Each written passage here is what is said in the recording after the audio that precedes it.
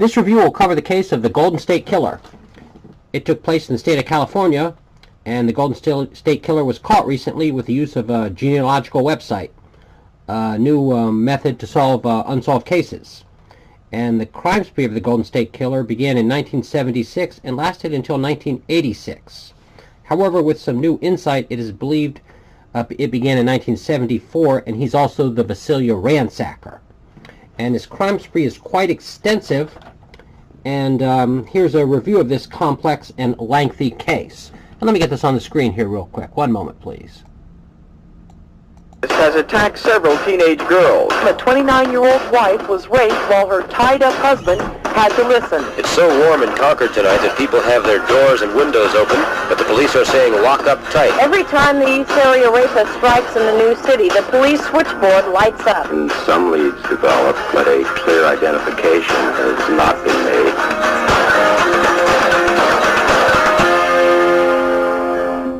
It started with a serial rapist and grew into a manhunt for a murderer that spanned 500 miles. Hello, I'm Dan Ashley. Welcome to a special ABC7 presentation, Chasing the Golden State Killer. Joseph D'Angelo, the man police accused of 40 years of terror and torment, is now in jail, charged with 12 murders. The case, the stuff of Hollywood movies and real-life nightmares.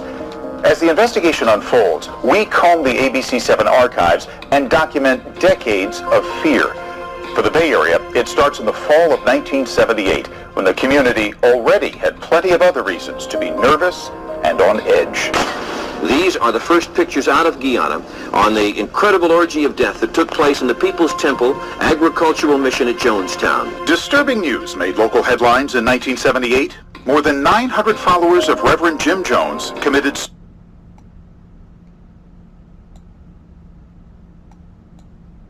Had a knife. And there was a man shining this flashlight in my eyes with a ski mask on, holding a large butcher knife. My husband was home. We went to bed. Our bedroom door opens, and all I see is a flashlight. And he had leather gloves on. I could hear him. I could feel them. He told us with clenched teeth, "Shut up, or I'll kill you." He asked in a very harsh whisper, like, "Do you want to die? Do you want me to kill your mother?" He untied my ankles, told me to follow him. I'm in a little tinny nightie, and I walk down the hallway. And as I'm walking down the hallway, I'm saying, "Oh my God, I'm going to be raped." The first attacks are on the east side of Sacramento County, so the suspect is dubbed the East Area Rapist. As the rapes continue, newspaper headlines describe a community in panic. In February 1978, Katie and Brian Majori are shot to death in Rancho Cordova near Sacramento while out on an evening walk with their dog. Clues at the scene lead authorities to believe these are the East Area Rapist's first murders. Over the next few months, the rapes continue in Sacramento County and the Central Valley. Then in October of 1978, the attacker moves into the Bay Area, striking twice in Concord. He raped a 29-year-old housewife near the Ignacio Valley Shopping Center at 5:30 this morning. Her husband was tied up nearby and had to listen. Her 8-year-old daughter was locked in the bathroom. We dug into our ABC7 News film archives for a look back at the crimes that became a Bay Area obsession. He robbed and ransacked the home, carrying panties, bed sheets, and pillowcases. You call him a rapist, which he certainly is. He's also a burglar. Concord police responded to 200 phone calls in the first few hours after the word got out about it. People reporting prowler calls, suspicious circumstances. Some people even turning in their neighbors because they think he might be the rapist. Over the next 10 months, there are attacks in San Ramon, San Jose, Danville, Fremont, and Walnut Creek, in quiet suburban neighborhoods where residents are used to feeling safe. The only thing we really know about the East Area Rapist is that he's a pro. He's been at this for 4 years now, and still, nobody even knows what he looks like. The crimes are carefully planned. Investigators believe the rapist is stalking specific victims, sometimes even entering their homes days before the actual attack. This lawn was wet, and that means he left a trail of footprints. It's really horrible because the kids know about them. I was up at the swim club. Looks like. But over time, investigators come up with various sketches. They're based on neighbors' descriptions of suspicious men spotted in the days leading up to the attacks. In July 1979, the mysterious man slips up during an assault on a Danville couple. That's the Predator's last known attack in Northern California. The trail goes cold. But what no one realizes is that the brutal rapist and murderer has moved on to Southern California, and he's amping up the violence. They were bludgeoned to death with a log that was from a stack of firewood they had outside their home. Santa Cruz resident Jennifer Carroll had just graduated high school when her father and stepmother were murdered in Ventura in the spring of 1980. Lyman Smith was about to be named a Superior Court judge. Charlene Smith was an interior decorator. Jennifer's 12-year-old brother found their bloody bodies hidden under the bed covers. It was an extremely violent murder. It was an extremely intimate murder. To bludgeon someone, you're close, the blood is getting on you if you think about it. So who had that much anger? Who was that mad at them? 6 months later, the bodies of Keith and Patrice Harrington were also found under the covers in their home in Orange County. Keith was a medical student, Patrice a pediatric nurse. They'd been beaten to death. When somebody described how they were killed, it was just shattering. These two murders have been just a long-running question mark in these communities for going back literally decades. And as he's laying face down, bound. If he heard those plates move, that meant the man was trying to get out of his bindings. The attacker often spends hours in the homes. And he moved through that house like it was his. And if there was beer inside the refrigerator, he'd take the cans and he'd go out into the back patio, sit on the lawn chair and be drinking beer while the victims are left inside the house.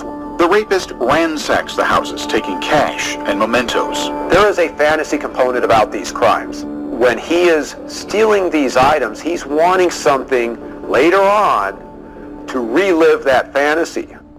As Holz combs through the evidence, DNA technology is in its early stages at the Contra Costa County Crime Lab. Holz starts comparing DNA samples from East Area rapist cases with other crimes.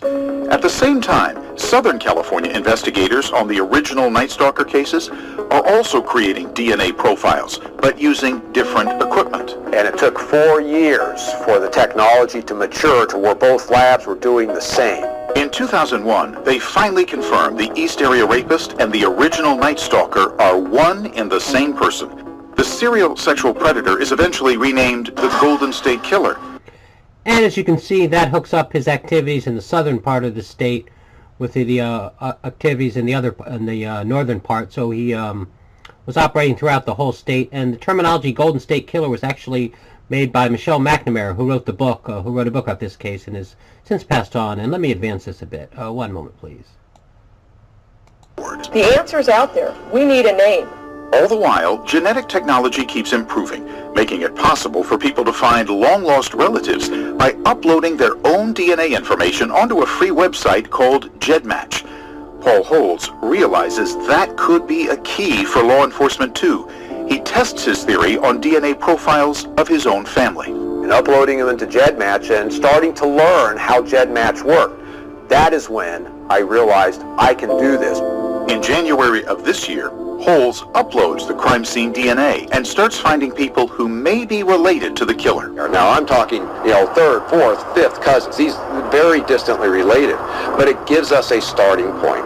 Holz and other investigators pore over the results, working with a genetic genealogist, using obituaries, gravesite locators, census records, and DNA databases to build a family tree for the killer. Then they look for people believed to be about the same age as the suspect, with ties to California. They narrow it down to 5 suspects, including Joseph D'Angelo, a former police officer now living near Sacramento. Investigators follow D'Angelo for days, waiting for him to throw away something, anything, with his DNA on it. When they discard their DNA in a public place, we can lawfully grab that, test it, and if it matches, now you have probable cause. Investigators are not revealing exactly how they finally got D'Angelo's DNA, but they do say it's a perfect match to the DNA found at Golden State Killer crime scenes. We found the needle in the haystack. Within hours of the test results, the 72-year-old D'Angelo is arrested at his home outside Sacramento, and detectives move in to comb the house for evidence. So, who is Joseph D'Angelo? This is someone's brother. This is someone's ex-husband. This is someone's classmate. Also someone's co-worker. Meet the man who had lunch with him nearly every day, and a woman who says she's been to hell and back. And let me advance this a bit. That's part 1. Let me get part 2 on here. One moment, please.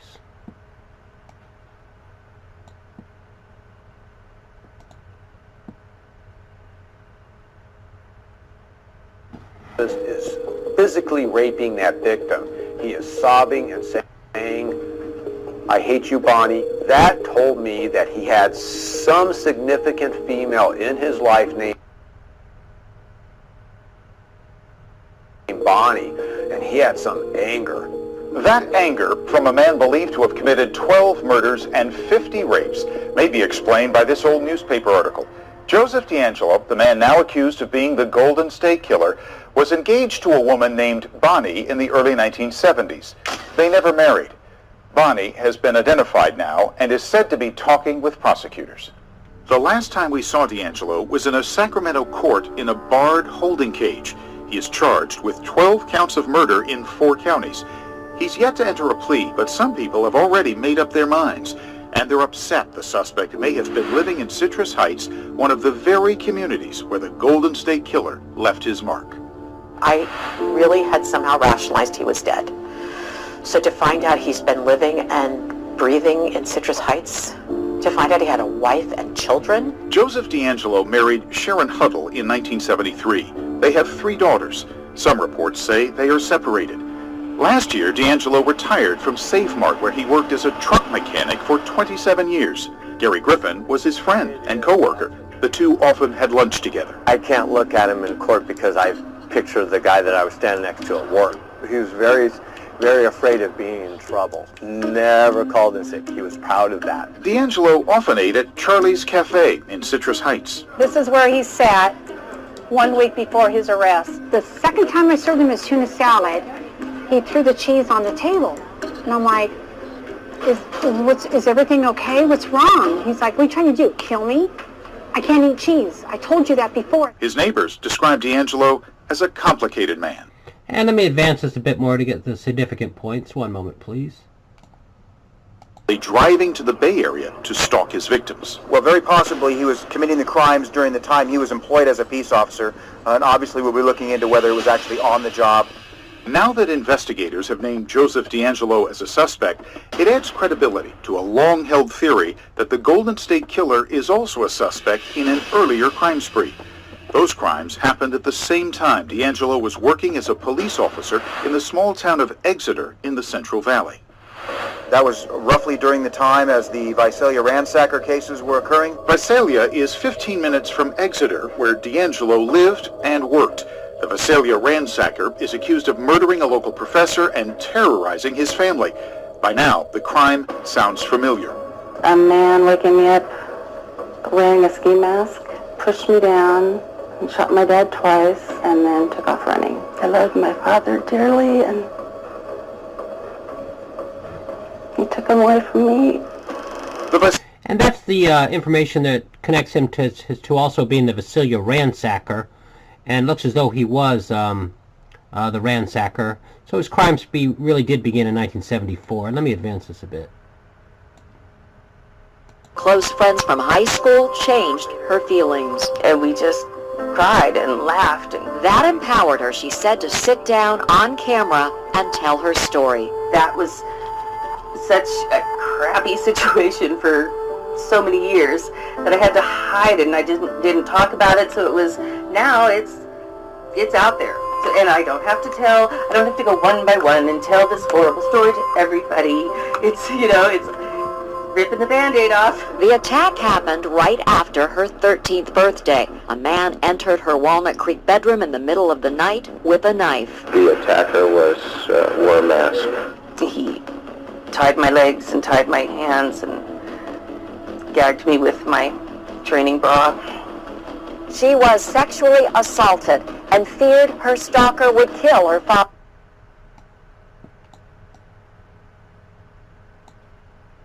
Family's passion for pushing to get rape kits tested and suspects like the Golden State Killer caught.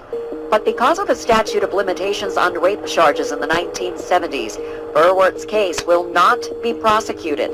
That angers her. He's still here and I'm still here. So why should he not have to be accused, stand accused, pay the price? But there is a chance she and other rape victims could still face their alleged attacker in court. The DA says in some instances, victims of similar crimes believed to be by the same attacker can testify about a defendant's modus operandi or intent. So for those women who woke up with him with a knife to their face or a gun to their head, it's very possible that they could be able to come and testify about their experience. Berwert says she would love to testify against her attacker, whoever he may be. All the information there is. Our ABC7 special presentation, Chasing the Golden State Killer, continues.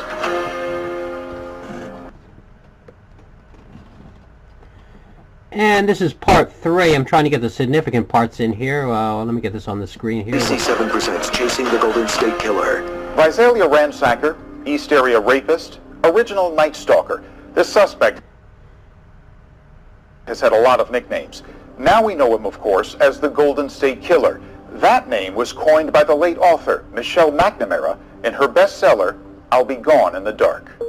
It was like someone had figured out what is all our primal fears about someone that could come in the middle of the night. He wanted to play God, and he did, for a while. McNamara's writing sparked a lot of people to become obsessed with the case. ABC7's Dion Lim introduces you to one of them. I wanted to know more. And so from there, I ended up purchasing multiple books by retired detectives. I purchased books by other kind of true crime, writers. I listened to podcasts, and I also went online to Reddit.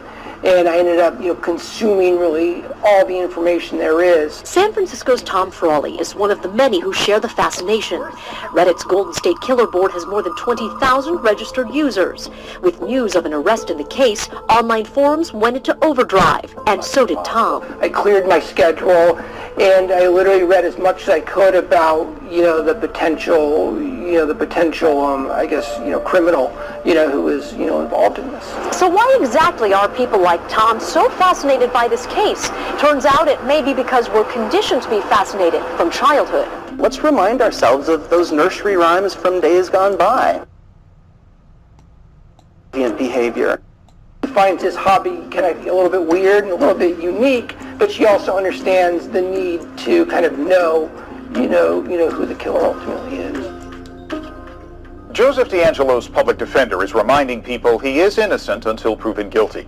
Defense attorney Diane Howard says she is preparing for what she believes will be the biggest trial in state history. She also says this case is far from over. You can follow the Golden State Killer case on abc7news.com or on the ABC7 News app. I'm Dan Ashley. Thanks for watching this ABC special presentation, Chasing the Golden State Killer. And that's the review, and how the Golden State Killer will plead when he goes to trial is unknown. And if he does plead guilty, he could offer some more insight into how he choreographed his crime spree. And this is believed, this trial will probably be the biggest trial in California state history. And some estimates is that it could take up to 10 years to process. And as you saw Michelle McNamara on there, she wrote an excellent book about this case, and many people think she was the catalyst for keeping the case in the public eye, and it eventually led to his apprehension. And everyone should give her a final salute. And there's a lot of stuff about her book online. Just Google Michelle McNamara, and her book is called I'll Be Gone in the Dark. And I guess that should do it. And I tried to get everything in here, the significant issues, and so I could give a good quick review of the case. And that should do it. Let me get a final screen on here.